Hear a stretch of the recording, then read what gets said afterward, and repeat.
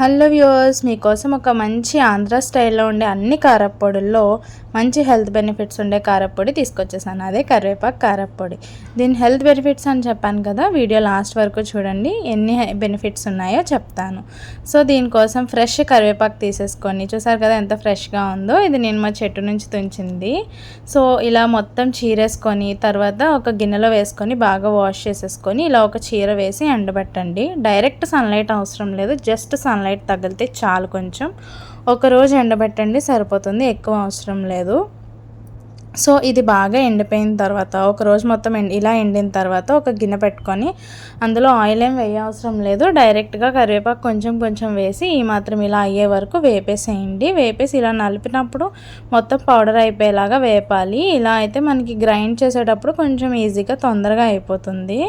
So మనకు కూడా కరివేపాకు బాగా ఫ్రై అవుతుంది అన్నమాట. సో ఇది తినడం వల్ల ఎన్ని బెనిఫిట్స్ అంటే మనకి హెయిర్ గ్రోత్ ఉంటుంది, and food digestion, blood circulation చేస్తుంది, ఐకి హెల్త్ మంచిది. సో ఇన్ని బెనిఫిట్స్ ఉన్నప్పుడు మనం డైరెక్ట్గా ఎలాగో తినం.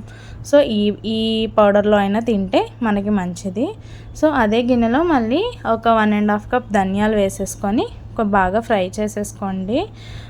కొంచెం ఇది స్మెల్ వచ్చి ఇలా ఈ మాత్రం బ్రౌన్ కలర్లోకి వచ్చేంత వరకు ఫ్రై చేసి పక్కకు తీసేసుకొని ఒక 1/2 కప్పు జీలకర్ర మళ్ళీ అందులో వేసి సేమ్ అదే ప్రాసెస్లో బ్రౌన్ కలర్లోకి వచ్చే వరకు వేపండి. ఇది అయిపోయిన తర్వాత మళ్ళీ 1 కప్పు శనగపప్పు తీసుకొని వేసేయండి. దాంట్లో కొంచెం మినపప్పు యాడ్ చేయండి, సరిపోతుంది. ఇది కూడా కొంచెం బాగా ఫ్రై అయిన తర్వాత అందులో పక్కకు తీసేసుకొని మీకు కారంకి తగ్గట్టు ఎండుమిర్చి అండ్ పులుపుకి తగ్గట్టు చింతపండు వేసుకొని కొంచెం ఫ్రై చేసేసుకొని ఇవన్నీ కూల్ అయ్యే వరకు పక్కకు పెట్టేసేయండి.